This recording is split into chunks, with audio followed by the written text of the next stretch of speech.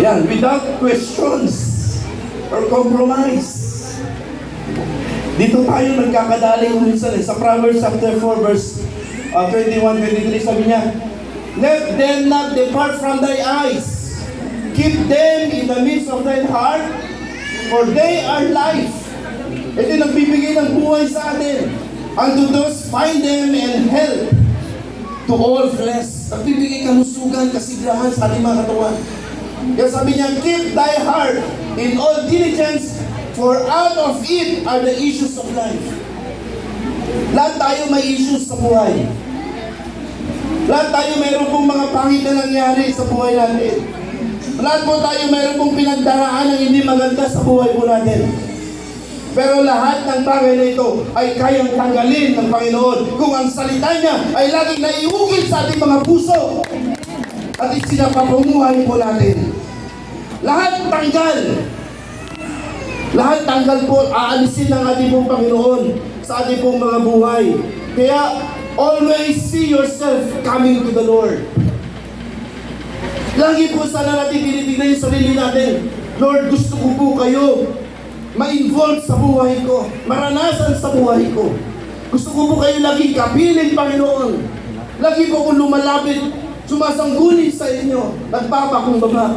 We always see ourselves coming to the Lord and the way to seek Him.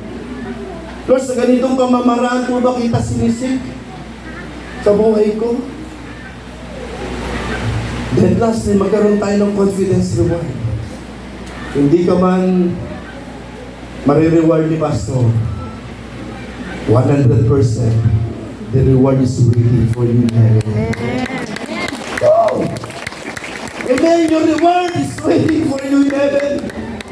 Alam niyo po, nakakalungkot. Kapag tinanong ko po sa inyo, sino sa inyo ang gusto pumunta ng langit? Amen! Tayo lang amen!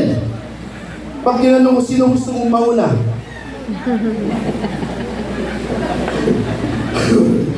Tingnan nyo, natatakot tayo eh. Hindi ba natatakot tayo eh? Kaya habang tayo po nasa mundong ito, huwag nating sayangin ang pagkakataon. Umabot man tayo ng 60, umabot man tayo ng 70, or 80, or 90, or 100 years old sa mundong ito. Pero kapag sinayang mo ang buhay mo, lahat mo ay mawawalang kabuluhan. Sa mga music din, kahit tayo po'y pinakamagaling tumugtog, mag-lead ng praise and worship, kung hindi naman tayo pinakamaligit, magaling na magpuri sumamba sa Lord, walang kabuluhan. Amen. Kahit gaano po tayo mag-praise ng salita ng Panginoon, kahit gaano po tayo makikinig ng kanyang salita, pero kung maraming question mark sa puso't isipan po natin, wala rin pong kabuluhan. Wala rin pong kabuluhan. Ang gusto ng Panginoon sa atin na habang tayo mo'y nabubuhay, mahalin mo ang iyong kapwa, magpatuloy ka sa paglilingkod, mahalin mo ang Diyos ng buong puso at buong kaluluwa, buong kalakasan. At gawin mo kung anuman po ang kanyang kalooban sa atin. At tinitiyak ko yung confidence of reward. Praise God. Hallelujah. Ibibigay na pagkakalog po sa atin ng Panginoon. Faith is the foundation of life. In 2 Corinthians chapter 4 verse 18, while we look not at the things which are seen, but at the things which are not seen. For the things which are seen are temporary, but the things which are not seen are eternal. Eternal. Yung pananampalataya mo ba, nakikita mo? Hindi mo nakikita. Pero nag-work sa buhay mo. Nag-work sa buhay mo.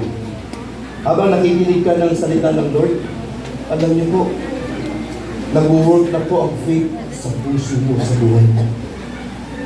Habang nakaupo ka po ngayon dyan, habang nagtitingin ka, the word ni Lord, di niya pamatin ngayon ang trabaho ng ibigyan mo.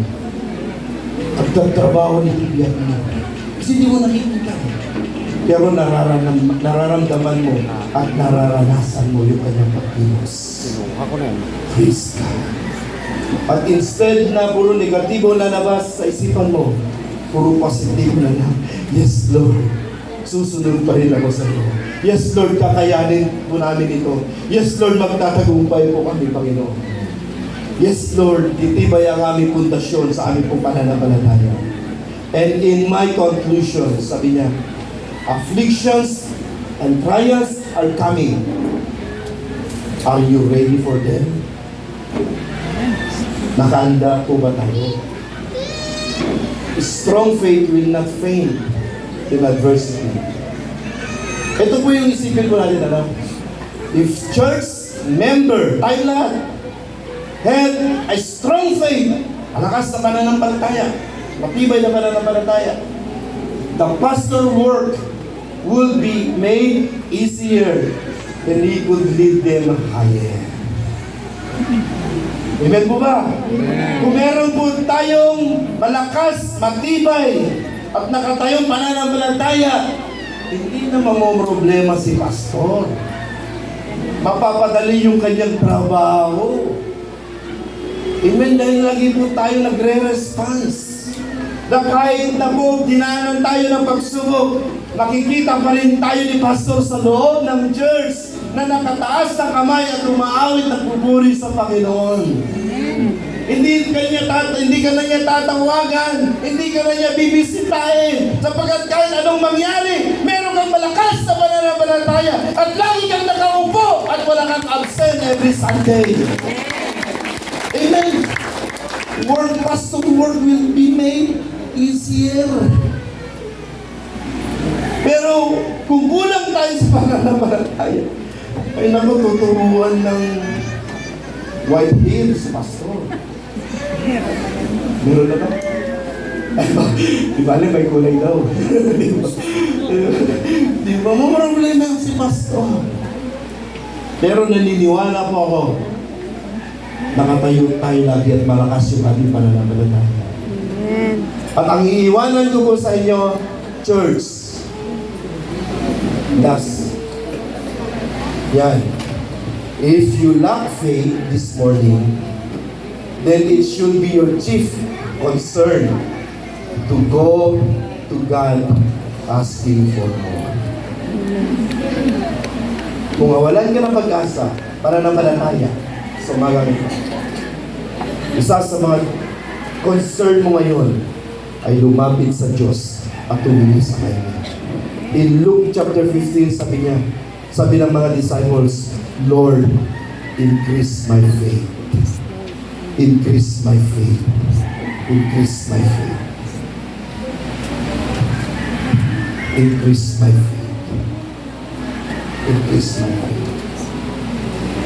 Kulang ka ng pananampalataya, go to us. Go to God and ask for more. Go to God. Lumapit ka sa Kanya. Hindi kay pastor, hindi sa ibang tao. Go to God and ask for more. Kailan po ito tumayo? Hallelujah. Lord, our prayer for today, that you will increase our faith. Make us strong. Stand firm still. And let our faith be activated, Lord, right now. The Bible says, without faith, it is impossible to please God. Without faith, malayong buhay natin sa Diyos. If you lack faith today, go to God. Lumapit ka sa Kanya. Surrender everything unto the Lord. Lay down yourself to the Lord at the feet of Jesus. Let's lift up our heads to the Lord.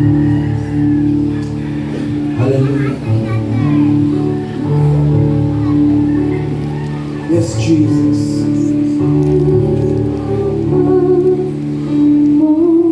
Can I please pray for you?